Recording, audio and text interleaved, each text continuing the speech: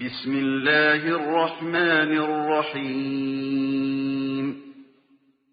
إن الحمد لله نحمده ونستعينه ونستغفره ونعوذ بالله من شرور أنفسنا ومن سيئات أعمالنا من يهده الله فلا مضل له ومن يضلله فلا هادي له وأشهد أن لا إله إلا الله وحده لا شريك له وأشهد أن محمدا عبده ورسوله أما بعد قال الله تعالى في القرآن العظيم والفرقان المجيد أعوذ بالله من الشيطان الرجيم يا أيها الذين آمنوا اتقوا الله حق تقاته ولا تموتن إلا وأنتم مسلمون وقال أيضا يا أيها الناس اتقوا ربكم الذي خلقكم من نفس واحدة وخلق منها زوجها وبث منهما رجالا كثيرا ونساء واتقوا الله الذي تساءلون به والأرحام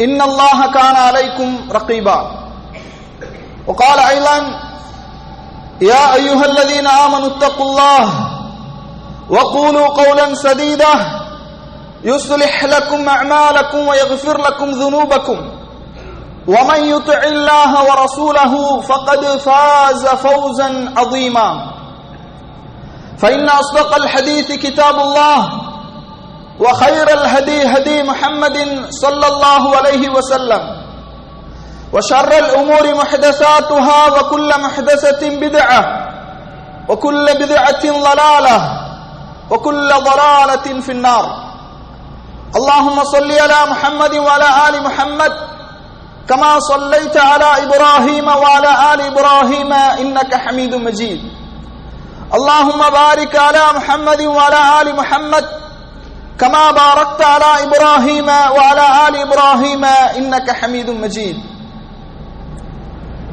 வார்த்தைகளில் சிறந்தது அல்லாஹ்வுடைய வார்த்தை என்றும் வழிகாட்டுதலில் சிறந்தது நபிகள் நாயகம் ஸல்லல்லாஹு அலைஹி வஸல்லம் அவர்களுடைய வழிகாட்டுதல், காரியங்களில் மிக மிக கெட்டது மார்க்கத்தில் புதிதாக ஏற்படுத்தப்பட்டவை, மார்க்கத்தில் புதிதாக ஏற்படுத்தப்பட்ட ஒவ்வொன்றும் பித்அத்துகள், ஒவ்வொரு பித்அத்தும் வழிகேடுகள், வழிகேடுகள் அனைத்தும் நரகில் கொண்டு போய் சேர்க்கும் என்று நபிகள் நாயகம் ஸல்லல்லாஹு அலைஹி வஸல்லம் அவர்கள் இந்த மனித சமூகத்தை அச்சமூட்டி எச்சரிக்கை செய்ததை இந்த தருணத்தில் நினைவுபடுத்த நானும் கடமைப்பட்டிருக்கின்றேன். அன்பிற்கினிய எல்லாம் வல்ல அல்லாஹுவின் நல்லடியார்களே, சகோதரர்களே, அல்லாஹுடைய மார்க்கத்தை அதன் தூய வடிவில் அறிந்து பின்பற்றி இம்மையிலும் மறுமையிலும் வெற்றி பெறக்கூடிய மக்களாக அல்லாஹு தஆலா நம் அனைவரையும் ஆக்கிடுவானாக. கண்ணியத்திற்குரிய சகோதரர்களே, இந்த ஜும்ஆவுடைய உரையில் ஒரு நபித்தோழருடைய வாழ்க்கை வரலாற்றை பற்றியும் அந்த நபித்தோழருடைய வாழ்க்கையிலிருந்து நாம் பெறக்கூடிய பாடங்கள் படிப்பினைகளை பற்றியும் சில செய்திகளை உங்களுக்கு முன்னால் எடுத்துச் சொல்லலாம் என்று விரும்புகின்றேன். பெரும்பாலும் இந்த நபித்தோழரை பற்றி நம்மில் அதிகமானவர்கள் அறிந்திருக்க வாய்ப்பில்லை. இந்த நபித்தோழர் மிகவும் இனிமையாக கிராஅத் ஓதக்கூடிய ஒரு நபித்தோழர்.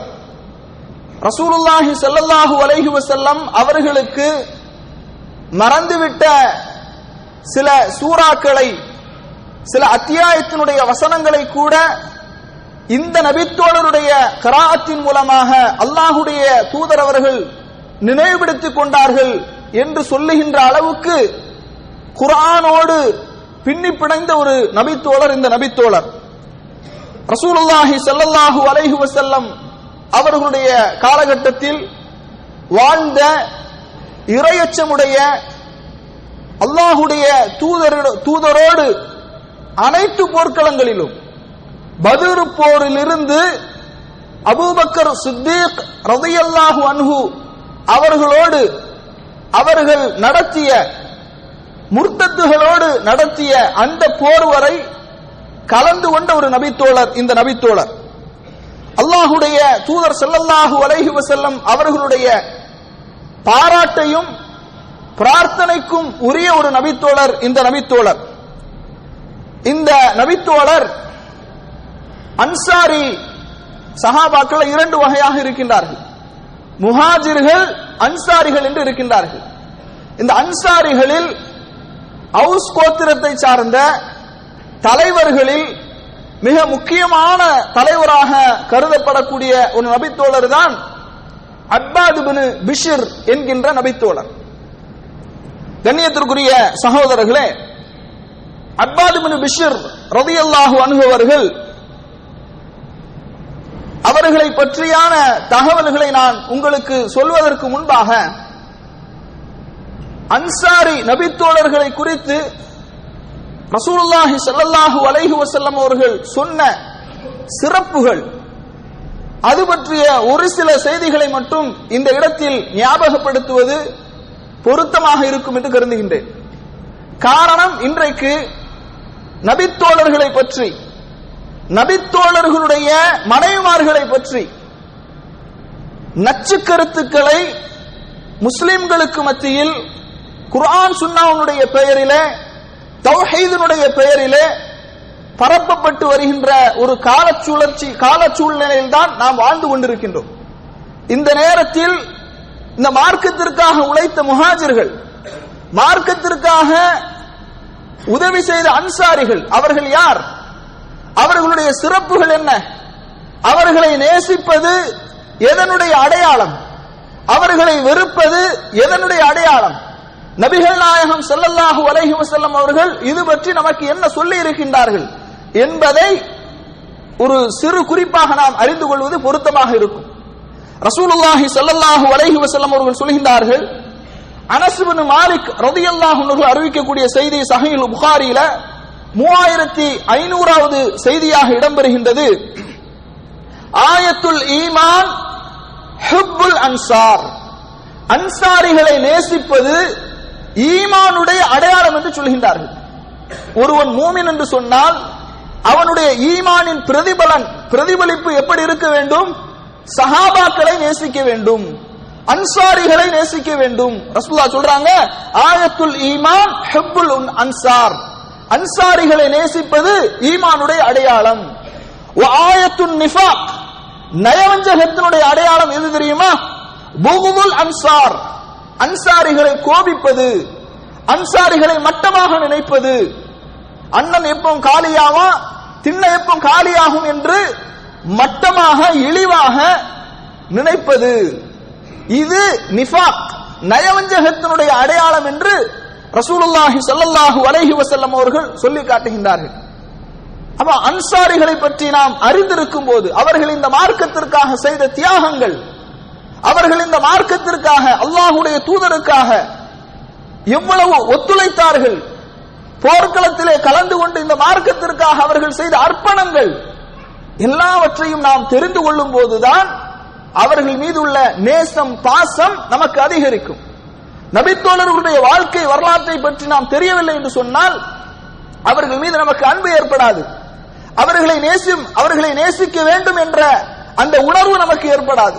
அதனாலதான் ரசூல் ஸல்லல்லாஹு அலைஹி வஸல்லம் அவர்கள் சொல்கின்றார்கள், ஆயத்துல் ஈமான் ஹுப்புல் அன்சார், அன்சாரிகளை நேசிப்பது ஈமானுடைய அடையாளம்.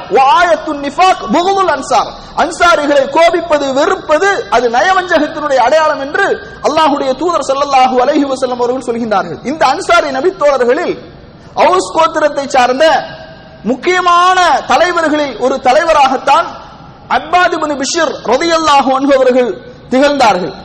இந்த அப்பாத் இப்னு பிஷ்ர் ரலியல்லாஹு அன்ஹு அவர்கள் 45 ஆண்டுகள், அதாவது 45 வருடங்கள் உலகத்திலே வாழ்ந்தார்கள்.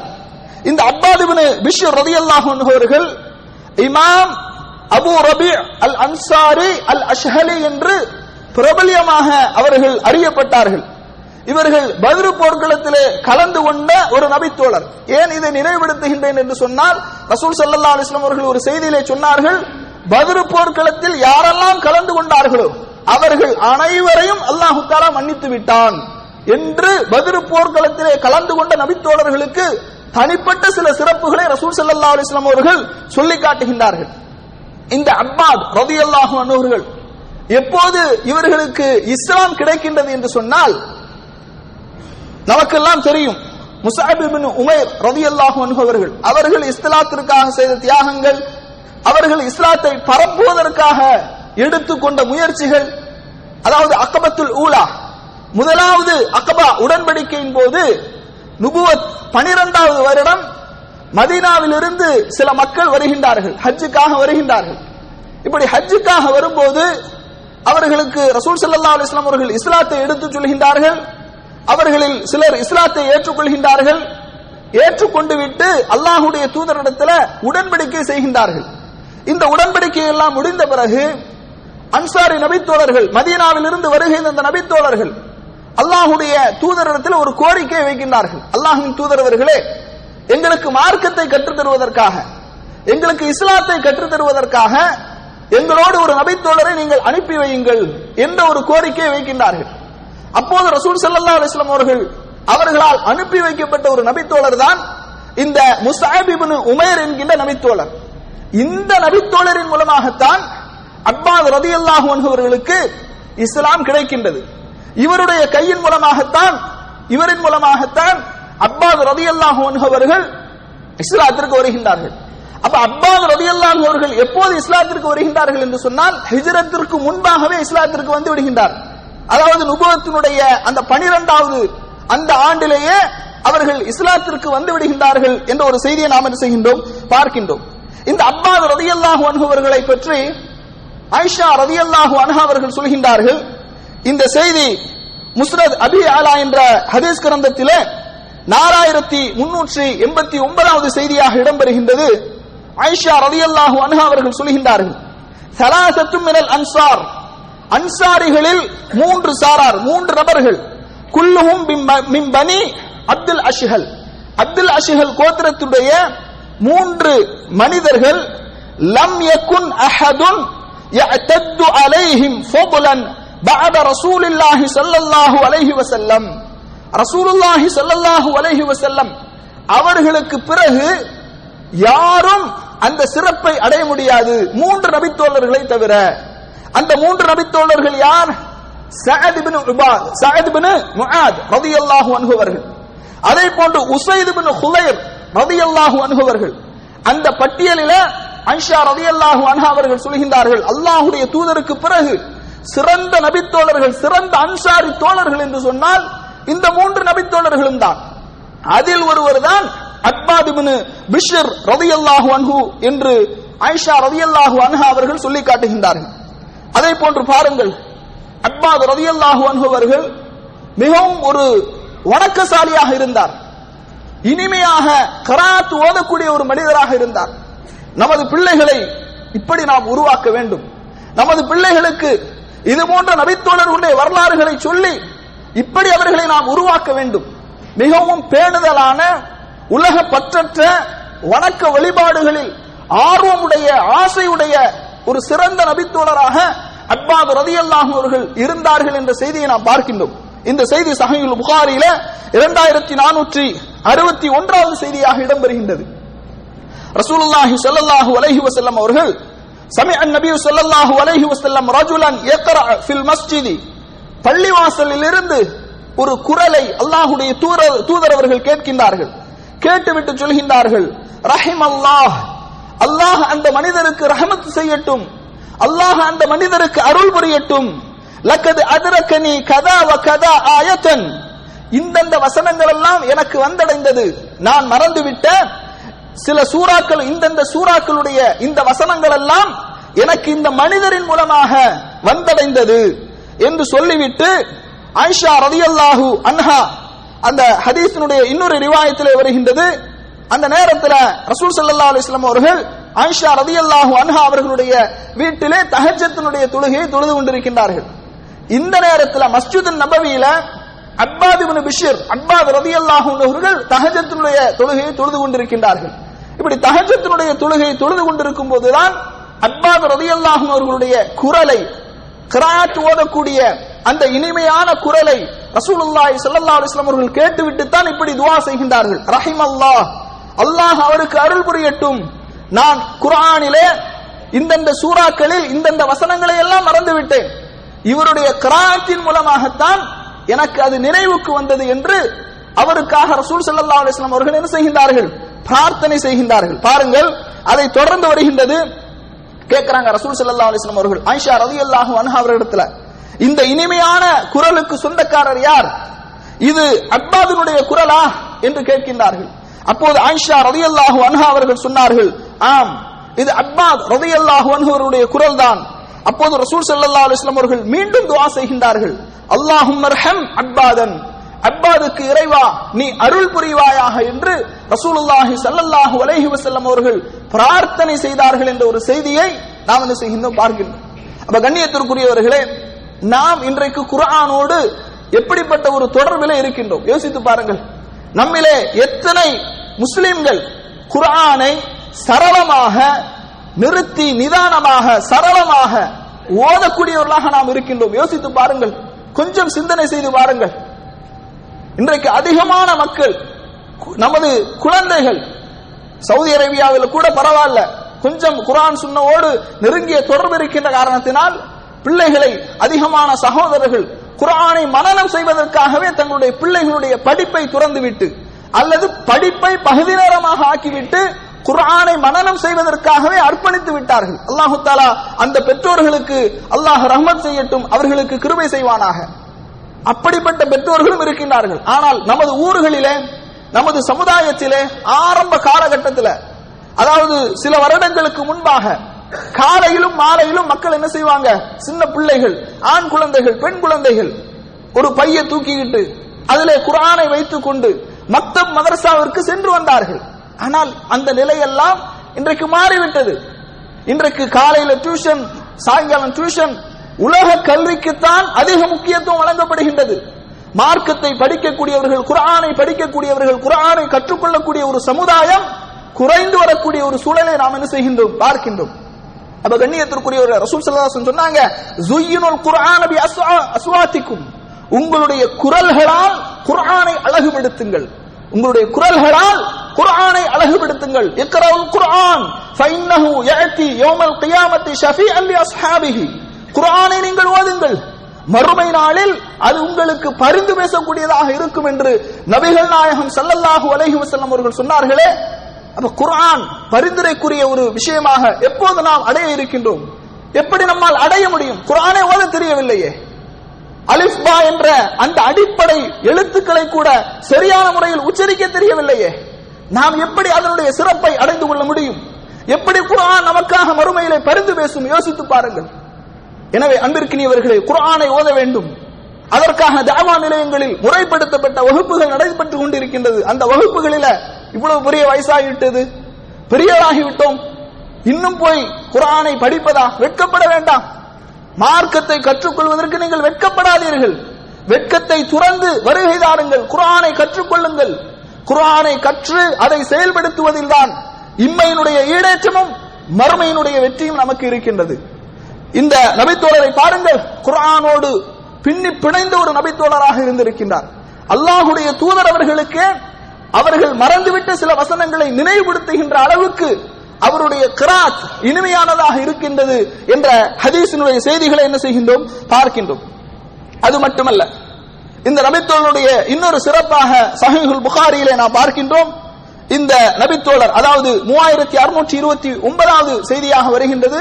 அனஸ் ரலியல்லாஹு அன்ஹு அவர்கள் அறிவிக்கின்றார்கள், ரசூலுல்லாஹி ஸல்லல்லாஹு அலைஹி வஸல்லம் அவர்களை சந்திப்பதற்காக இந்த இரண்டு நபித்தோழர்கள், அதாவது அப்பாத் இப்னு பிஷ்ர் ரலியல்லாஹு அன்ஹு அவர்களும் அதே போன்று உஸைத் இப்னு ஹுலைர் என்கின்ற அந்த நபித்தோழர்களும் அல்லாஹ்வுடைய தூதரை சந்திப்பதற்காக வீட்டிற்கு வருகின்றார்கள். வீட்டிற்கு வந்துவிட்டு இருள் நிறைந்த இரவிலே திரும்பி செல்கின்றார்கள். பாருங்கள், அல்லாஹ் ஒரு அடியானை விரும்பி விட்டான் என்று சொன்னால் அவனுக்கு அல்லாஹு தஆலா எப்படியெல்லாம் அற்புதங்களை நிகழ்த்தி காட்டுகின்றான் என்பதற்கு இந்த நபித்தோழருடைய வாழ்க்கை வரலாறு நமக்கு ஒரு மிகப்பெரிய உதாரணம். இந்த இரண்டு நபித்தோழர்களும் அவர்கள் ஒன்று சேர்ந்து என்ன செய்கின்றார்கள், அல்லாஹுடைய தூதருடைய வீட்டை விட்டு பிரிந்து செல்கின்றார்கள். இவர்கள் இருவரும் செல்லும் போது இவர்களுக்கு முன்னால் ஒரு ஒளி இவர்களுக்கு பிரகாசித்தபடி, இவர்களுக்கு பாதை காட்டுகின்றபடி இவர்களுக்கு முன்னால் ஒரு ஒளி சென்று கொண்டிருந்தது. இவர்கள் இருவரும் பிரியும் வரை அந்த ஒளி அவர்களோட இருந்து கொண்டிருந்தது. இவர்கள் இருவரும் பிரிந்து சென்றவுடன் அவரவர் வீடுகளுக்கு சென்றவுடன் அந்த ஒளியும் சென்று விட்டது என்ற ஒரு செய்தியை சஹீஹுல் புகாரியில நாம் என்ன செய்கின்றோம், பார்க்கின்றோம். இப்படி ரசூலுல்லாஹி ஸல்லல்லாஹு அலைஹி வஸல்லம் அவர்களுடைய அந்த தோழமையோடு, அவர்களோடு மிகப்பெரிய ஒரு நெருக்கத்தோடு இருந்த ஒரு நபித்தோழர் தான் இந்த அப்பாத் இப்னு பிஷ்ர் ரலியல்லாஹு அன்ஹு அவர்கள் என்ற ஒரு செய்தியை என்ன செய்கின்றோம், பார்க்கின்றோம். அதே போன்று கண்ணியத்திற்குரிய சகோதரர்களே, இன்னும் இந்த நபித்தோழரை பற்றி நிறைய செய்திகள் வருகின்றது. அப்பாத் இப்னு பிஷ்ர் ரலியல்லாஹு அன்ஹு அவர்கள் ஒரு வீரமான சஹாபியாக இருந்திருக்கிறார்கள். ஒரு மிகப்பெரிய வீரமான சஹாபியாக என்ன செஞ்சிருக்கிறாங்க, இருந்திருக்கின்றார்கள். அல்லாஹ் தஆலா சஹாபாக்களுடைய பண்புகளை, தன்மைகளை நாம் அறியும் போது அவர்களுடைய வாழ்க்கையிலிருந்து நாம் படிப்பினைகளை பெற வேண்டும். அதுபோன்று நமது வாழ்க்கையை மாற்றிக்கொள்ள நாம் முயற்சி செய்ய வேண்டும். நமது குழந்தைகளையும் அதே போன்று நாம் உருவாக்க வேண்டும். அப்படிப்பட்ட நல்ல மக்களாக அல்லாஹ் தஆலா நம் அனைவர்களையும் ஆக்கியருவானாக என்று கூறி எனது ஜும்மாவின் முதல் உரையை நிறைவு செய்கின்றேன்.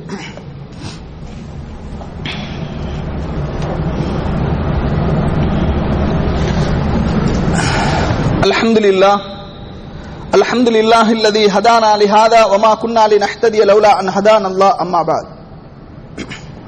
அன்பிற்கினிய எல்லாம் வல்ல அல்லாஹுவின் நல்லடியார்களே, ஜும்மாவுடைய உரையிலே அன்சாரி நபித்தோழர்களை நேசிப்பது ஈமானுடைய வெளிப்பாடு, ஈமானுடைய தன்மை, அன்சாரி நபித்தோழர்களை வெறுப்பது நயவஞ்சகத்தினுடைய அடையாளம், அப்பாத் ரலியல்லாஹு அன்ஹுடைய வாழ்க்கையினுடைய சில முக்கியமான செய்திகளை அறிந்து கொண்டோம்.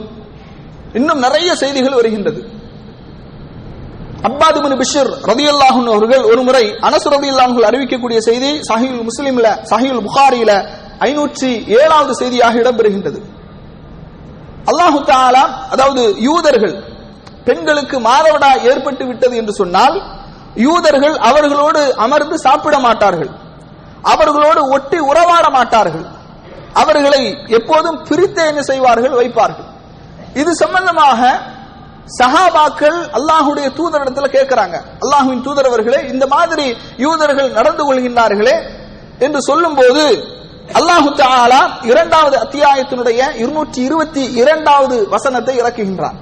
2வது அத்தியாயத்தினுடைய 222வது வசனம், வயஸ்அலூனக அனில் மஹீத், ஹைலை பற்றி நபியே உம்மிடத்திலே அவர்கள் கேட்கின்றார்கள், ஹைலை பற்றி உம்மிடத்திலே அவர்கள் கேட்கின்றார்கள். குல், நபியே நீங்கள் சொல்லுங்கள், ஹுவ அதன், அது ஒரு தீட்டு, ஃபஅதஸிலுன் நிஸாஅ ஃபில் மஹீல், மாதவிடாய் காலங்களில் பெண்களோடு நீங்கள் சேர்ந்திருக்க வேண்டாம். சேர்ந்திருக்க வேண்டாம் என்று சொன்னால் ஃபஅதஸிலுன் நிஸாஅ ஃபில் மஹீல், ஹைலுடைய அந்த காலங்களில் பெண்களை விட்டும் நீங்கள் ஒதுங்கி இருங்கள், அதாவது உடலுறவில் ஈடுபடக்கூடாது என்ற கருத்திலே அல்லாஹ் தஆலா சொல்கின்றான். அல்லாஹ் சொல்கின்றான், வலா தக்ரபுஹுன்ன, அவர்களை நீங்கள் நெருங்காதீர்கள், அதாவது உடலுறவிலே நீங்கள் ஈடுபடாதீர்கள். ஹத்தா யத்ஹுர்ன, அவர்கள் தூய்மை அடைகின்ற வரை. ஃபஇதா ததஹர்ன, அவர்கள் தூய்மை அடைந்து விட்டால் ஃபஅதூஹுன்ன மின் ஹைது அமரகுமுல்லாஹ், அல்லாஹ் உங்களுக்கு எப்படி கட்டளையிட்டானோ அந்த அடிப்படையில் அவர்களை நீங்கள் அனுபவித்துக் கொள்ளுங்கள் என்று அல்லாஹ் சொல்கின்றான். இன்னல்லாஹ யுஹிப்புத் தவ்வாபீன் வ யுஹிப்புல் முத்தஹிரீன், அல்லாஹு தஆலா பாவ மன்னிப்பு தேடுவர்களையும் பரிசுத்தமானவர்களையும் அல்லாஹு தஆலா விரும்புகின்றான் என்ற இந்த வசனத்தை அல்லாஹு தஆலா என்ன செய்கின்றான், சஹாபாக்கள் இந்த மாதிரி யூதர்கள் நடந்து கொள்கின்றார்கள் அல்லாஹ்வின் தூதரவர்களே என்று கேள்வி கேட்கும் போது அல்லாஹு தஆலா இந்த வசனத்தை இறக்குகின்றான். இந்த வசனம் இறங்கியவுடன் யூதர்களுக்கு இந்த செய்தி வருகின்றது. யூதர்கள் நினைக்கின்றார்கள், இந்த முஹம்மது எப்ப பார்த்தாலும் இப்படித்தான், எதுவாக இருந்தாலும் நமக்கு மாறு செய்யக்கூடியவராகவே இருக்கின்றார், இந்த ஒரு விஷயத்திலும் அவர் என்ன செய்கின்றார், நமக்கு மாறு செய்யாமல் விடக்கூடாது என்று கங்கணம் கட்டிக்கொண்டு இந்த மனிதர் இப்படி இருப்பதுதான் இவருடைய விருப்பம், எப்போதும் நமக்கு மாறு செய்ய வேண்டும், நாமெல்லாம் பெண்களை அனைத்து விஷயங்களிலிருந்தும் விலகி இருக்கின்றோம், அதாவது உடலுறவு மட்டுமல்லாமல் அவர்களோடு சேர்ந்து உண்ண மாட்டோம், அவர்களோடு சேர்ந்து பருக மாட்டோம், அவர்களோடு நாம் பேச மாட்டோம், எல்லாவற்றிலும் அவர்களை தனித்திருக்கின்றோம், அவர்களை விலக்கி இருக்கின்றோம். ஆனால் உடலுறவை தவிர அனைத்தும் கூடும் என்று இந்த முகமது என்ன செய்கின்றார், சொல்லுகின்றார், நமக்கு எப்பவுமே ஒரு மாறு செய்யறது தான் இவருடைய வேலை என்று அவர்கள் பேசிக் கொள்கின்றார்கள். இதை, இந்த செய்தியை, இந்த சம்பவத்தை அப்துல்லா இப்னு, அதாவது அப்பாத் இப்னு பிஷ்ர் ரலியல்லாஹு அன்ஹு அவர்களும் அதே போன்று உஸைத் இப்னு ஹுலைர் ரலியல்லாஹு அன்ஹு அவர்கள், இந்த 2 நபித்தோழரும் என்ன செய்கின்றார்கள், கேட்கின்றார்கள். கேட்டவுடனே அல்லாஹ்வுடைய தூதரிடத்தில் வந்து, அல்லாஹ்வின் தூதரவர்களே, நாமும் யூதர்களை போன்று, யூதர்கள் இந்த மாதிரி எல்லாம் பேசுறாங்க, நாமும் பெண்களோடு ஒட்டி உறவாடாமல் கொஞ்சம் விலகி இருந்தால் தான் என்ன அப்படின்னு சொல்லி என்ன செய்யறாங்க, கேட்கிறாங்க. இன்றைக்கு பெண்ணியவாதிகள் பெண்ணியம் பேசுகின்றார்களே, அதாவது இஸ்லாம் பெண்களுக்கு உரிமைகளை வழங்கவில்லை, இஸ்லாம் பெண்களுக்கு வாழ்வாதாரத்தை வழங்கவில்லை, இஸ்லாம் பெண்களை அடிமைப்படுத்துகின்றது. இஸ்லாம் 1400 வருடங்களுக்கு முன்பாகவே பெண்களுக்கு எல்லா விதமான உரிமைகளையும் வழங்கிவிட்டது, எல்லா விதமான சுதந்திரங்களையும் வழங்கிவிட்டது. நிறைய சான்றுகள் குர்ஆனிலும் சுன்னாவிலும் இதற்கு இருக்கின்றது. அப்ப இந்த 2 நபித்தோழர்கள் வந்து சொல்றாங்க, அல்லாஹ்வின் தூதர் அவர்களே, யூதர்கள் இப்படி எல்லாம் விமர்சனம் செய்கின்றார்கள், நாமும் கொஞ்சம் விலகித்தான் இருப்போமே, நாமும் அவர்களை கொஞ்சம் ஒதுக்கித்தான் வைப்போமே என்பதை போன்று கேட்கும்போது ரசூலுல்லாஹி ஸல்லல்லாஹு அலைஹி வஸல்லம் அவர்களுடைய முகம் அப்படியே சிவந்து விடுகின்றது, கடுமையாக கோபத்தால் சிவந்து விடுகின்றது. இப்படி கோபப்பட்ட உடனே இந்த 2 நபித்தோழர்களும் பவ்யமாக அமைதியாக திரும்பி சென்று விடுகின்றார்கள். ரசூல் ஸல்லல்லாஹு அலைஹி வஸல்லம் அவர்களுக்கு குடிப்பதற்காக பால் கொண்டு வரப்படுகின்றது. இந்த 2 நபித்தோழர்களும் செல்கின்றார்கள், அல்லாஹ்வுடைய தூதர் அவர்களுக்கு குடிப்பதற்காக பால் கொண்டு வரப்படுகின்றது. இப்படி இருக்கக்கூடிய நிலையில அந்த 2 நபித்தோழர்களும் திரும்ப போறாங்க. ரசூல் ஸல்லல்லாஹு அலைஹி வஸல்லம் அவர்கள் அந்த 2 நபித்தோழர்களையும் அழைக்கின்றார்கள். அழைத்து அந்த பாலை அவர்களுக்கு என்ன செய்கின்றார்கள், குடிக்க கொடுக்கின்றார்கள். அதுக்கு பிறகுதான் இந்த 2 நபித்தோழர்களுக்கும் அவர்களுடைய மனம் நிம்மதி அடைந்தது. அல்லாஹ்வுடைய தூதர் அவர்கள் நம் மீது கோபப்படவில்லை, அல்லாஹ்வுடைய தூதர் அவர்கள் நம் மீது அவர்கள் கோபம் கொள்ளவில்லை என்று அவர்கள் என்ன செய்கின்றார்கள், கொஞ்சம் நிம்மதி அடைந்தார்கள் என்ற ஒரு செய்தி என்ன செய்கின்றோம், சஹீஹ் புகாரியில பார்க்கிறோம். அதே போன்று ரசூலுல்லாஹி ஸல்லல்லாஹு அலைஹி வஸல்லம் அவர்கள் கனிமத் பொருட்கள் அது சேகரிக்கப்பட்டு அதற்கு பாதுகாப்பாக இந்த நபித்தோழரை தான் என்ன செய்கின்றார்கள், அப்பாத் ரலியல்லாஹு அவர்களை தான் பொறுப்பாக வைக்கின்றார்கள். அப்பாத் ரலியல்லாஹு அவர்களை தான் அதற்கு பொது பொறுப்பாக அதை பாதுகாக்க கூடியவராக. பாதுகாக்கிறது அப்படின்னா இன்றைக்கு ஜக்காத்தை வசூல் பண்ணி 20% கமிஷன் அடிக்கிறாங்களே அந்த மாதிரி எல்லாம் இல்ல, மார்க்கத்திற்காக பாதுகாத்தார்கள். மார்க்கத்திற்காக, அல்லாஹ்வுடைய தூதருடைய கட்டளைக்காக அந்த பைத்துல் மாலுடைய பொருட்களை அவர்கள் பாதுகாத்தார்கள். ஒரு நபித்தோழர் இடத்துல ரசூல் ஸல்லல்லாஹு அலைஹி வஸல்லம் அவர்கள் பைத்துல் மாலுடைய அந்த கனிமத் பொருட்களை பாதுகாக்க கூடிய ஒரு பொறுப்பை வழங்குகின்றார் என்று சொன்னால் அப்பாத் ரலியல்லாஹு அவர்கள் ரசூல் ஸல்லல்லாஹு அலைஹி வஸல்லம் நம்பிக்கைக்குரியவராக, நாணயமிக்கவராக, எந்த அளவுக்கு நம்பிக்கையை பெற்றவர்களாக இருந்திருப்பார்கள் என்பதை நம்மால் உணர முடிகின்றது. இப்படி ரசூலுல்லாஹி ஸல்லல்லாஹு அலைஹி வஸல்லம் அவர்கள் என்ன செய்கிறார்கள், பைத்துல் மாலுடைய அந்த பொருளுக்கு இவரை பாதுகாப்பாளராக நியமிக்கின்றார்கள் என்ற ஒரு செய்தி என்ன செய்கின்றோம், பார்க்கின்றோம். அதே போன்று கஅப் இப்னு அஷ்ரஃப் என்கின்ற ஒருவன் இருந்தான். இவன் ரசூலுல்லாஹி ஸல்லல்லாஹு அலைஹி வஸல்லம் அவர்களை எப்போதும் விமர்சித்துக் கொண்டே இருப்பான், எப்போதும் திட்டிக் கொண்டே இருப்பான். ஒரு முறை ரசூல் ஸல்லல்லாஹு அலைஹி வஸல்லம் அவர்கள் கேட்கின்றார்கள், கஅப் இப்னு அஷ்ரஃபை எனக்காக கொலை செய்யக்கூடியவர்கள் யார் என்று கேட்கின்றார்கள். சஹீஹ் புகாரியில இந்த சம்பவம் இடம்பெறுகின்றது. இன்ஷா அல்லாஹ் இன்னும் அப்பாத் ரலியல்லாஹு அவர்களை பற்றி இன்னும் நிறைய செய்திகள் இருக்கின்றது. வருகின்ற வாரங்களில் அதை நாம் தொடராக அறிந்து கொள்வோம். அல்லாஹு தஆலா இப்படி நபித்தோழருடைய வரலாறுகளை படிப்பதன் மூலமாக, நபித்தோழர்களுடைய வரலாறுகளை அறிந்து கொள்வதன் மூலமாக அவர்களுடைய வாழ்க்கையிலிருந்து பாடங்களை, படிப்பினைகளை பெறக்கூடிய மக்களாக அல்லாஹு தஆலா நம் அனைவர்களையும் ஆக்கிடுவானாக என்று கூறி எனது ஜும்மாவின் 2வது உரையை நிறைவு செய்கின்றேன். வ ஆகிரு தஅவானா அனில் ஹம்துலில்லாஹி ரப்பில் ஆலமீன்.